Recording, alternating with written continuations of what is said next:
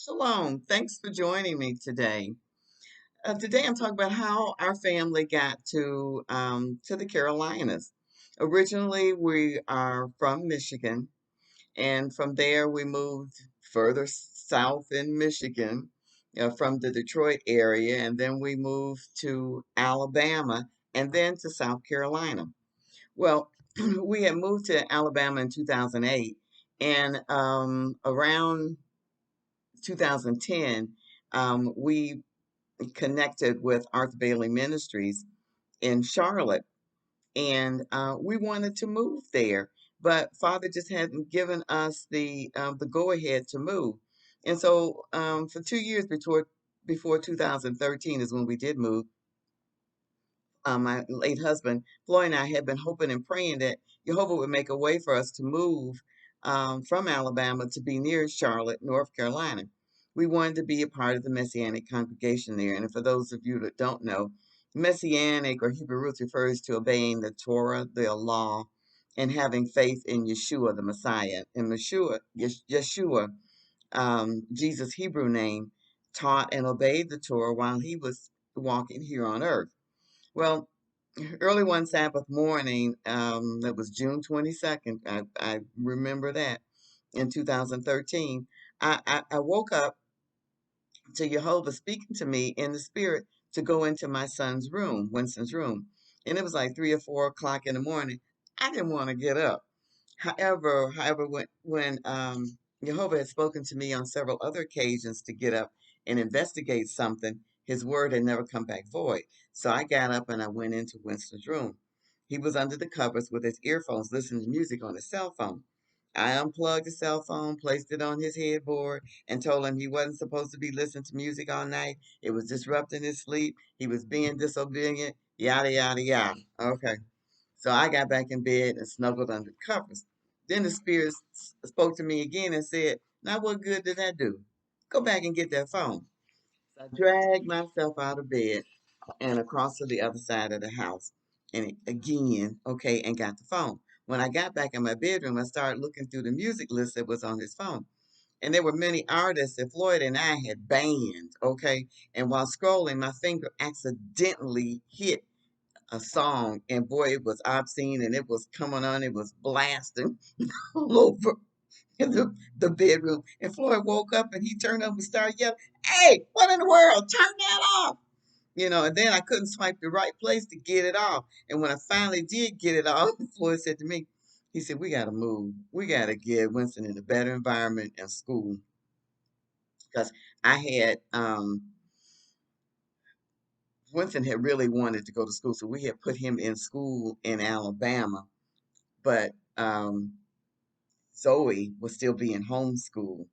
But it got such that I had to take Winston out of school in Alabama and bring him back to homeschooling because it just wasn't working. Okay, so Floyd said to me, he said, "Sharon, I believe Jehovah has released us from this place in Alabama."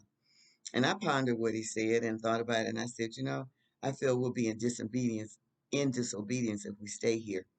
And as an act of stepping out in faith that morning, because it was Sabbath, on Arthur Bailey's chat room over the internet, we typed in our announcement that we were given the go ahead to move to Charlotte, and we hope to be there before the school started in August. Because Winston wanted to go to school.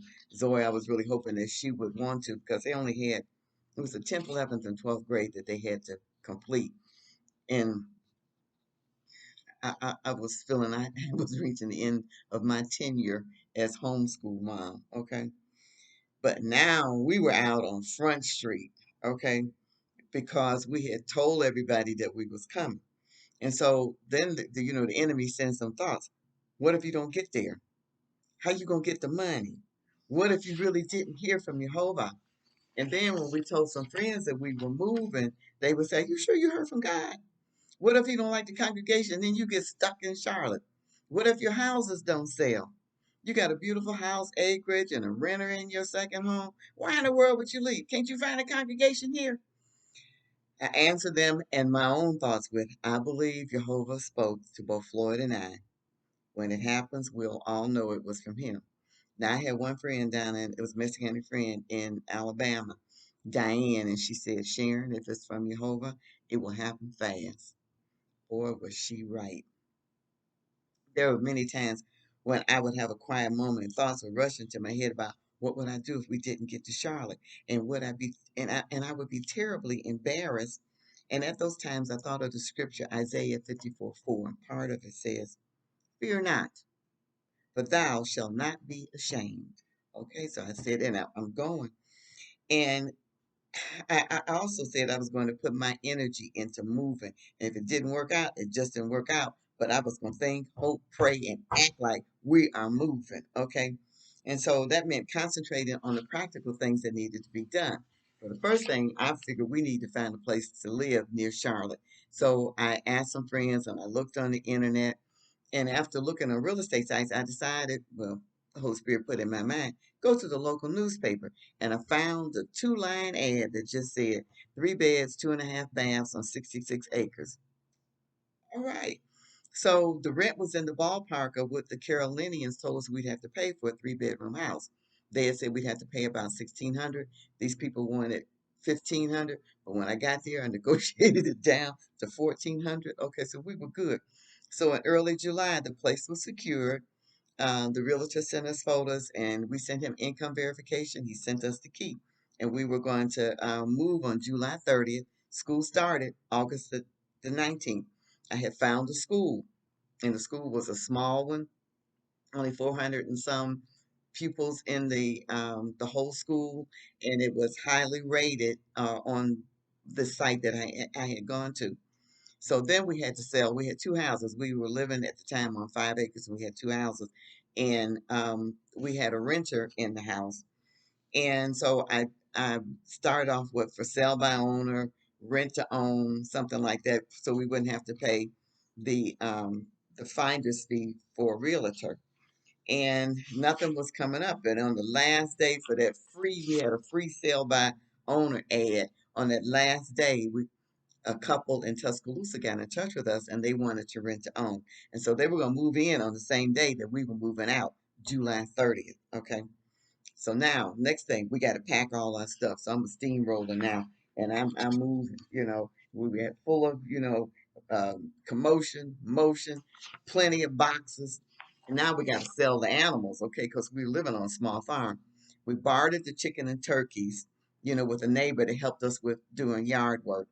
We sold the goats to his brother, and we gave away most of the cats and kittens. The tenants in both of the houses as a result when we did leave there like cats, and that was a good thing, and it was a godsend because it's hard to give away cats in the country because everybody got a barn full of cats. Okay, then we needed some loaders to help load up and some unloaders in the Carolinas, drivers, and we needed some moving trucks. All right. And we were moving to South Carolina. It turned out to be a place that was more economical for us, and that's where we found this particular school. Okay. So we had just put a new roof on the renter house there in Alabama, and we had just enough funds, if we were careful in how we allocated the funds to be able to get to South Carolina. We called first the Starving Students Company to get an estimate on moving things because we figured they would be cheap. But they wanted in excess of $6,000 before it said, well, I guess they aren't starving anymore, because the prices was high prices. But still, we needed something. We couldn't afford the national van lines, okay? So we started looking for somebody that had a truck and also that we would rent a truck and try to find a driver. So we did. We first I thought about U-Haul, but then somebody said Penske was cheaper, and they were, because Penske was going to give me 6 days and unlimited mileage. And another friend knew somebody that had a truck that would drive, then I also found a driver for the Penske truck. Okay, I'm just gonna call him Bob. Was the guy who was gonna drive the Penske truck, and Dan was the guy who had his own truck was going to drive us. Okay, so and I found some loaders for Alabama and unloaders in South Carolina. So we were set. Everything was perfect. And then, as people say, all hell broke loose, so to speak. Okay. On Thursday, the 25th of July, just about 5 days before we were going to leave, I went out to run some errands. And when I got back home, Floyd met me in the driveway. And when Floyd met me in the driveway, it ain't necessarily good news, okay? He said, Bob found a full time job and they want him to start on July 29th. So he can't drive the Penske truck to South Carolina on July 30th. Dan called and he had an accident with his truck. He went under an unmarked bridge and it scraped and lifted the top off of his truck. And he can't use the truck to move us. I stood there just trying to take it all in, and there was no way I come this far in the ball game to be ejected from the stadium. Okay, my prayer was, Lord, you know how we're going to get to South Carolina. Please reveal it to me now. Okay. My mind was moving faster than a 747 jet. I was trying to figure out how I was going to get all of this kind of taken care of. And then Father blew a thought through my mind. Call Penske Bank and ask them about that 6 day rental and unlimited mileage. So I asked if the mileage was really meant unlimited because you really have to check on that because they unlimited might not be my unlimited. And sure enough, it was unlimited. So I yelled into the room to Floyd. I said, Floyd, we're gonna run that truck twice. Okay. So Bob took Floyd down on the 28th and we he filled up the truck with all of our stuff because we had so much stuff we needed 2 truckloads. Okay. So then when he brought the truck back and he was able to go to work on the 30th, and then the next load, the last load was going to go down. And a friend of mine, Frances, she rode down with us to help us do some of the unpacking and cleaning and whatever. And then my son, Winston, who was only 15, but he had a permit, he drove me and Zoe down in the other car that we had. Tenants got there because we were able to see them and let them in, and then we were on our way. Now, my mother was in a nursing home there in Alabama, and she wanted to come to South Carolina. I wasn't gonna leave my mother in Alabama, and I'm in South Carolina. But she said, just go on and move there, and so I could find a place because I found a rental house on the internet, and I was all right with that. But I wasn't finding no nursing home on the internet without going to actually see where it was before I placed my mother there. Sure enough, when I got there, found the place, there was a lady who helped me do all the paperwork and stuff. So we moved there at the end of July, beginning of August, and my mother was able to move there in November.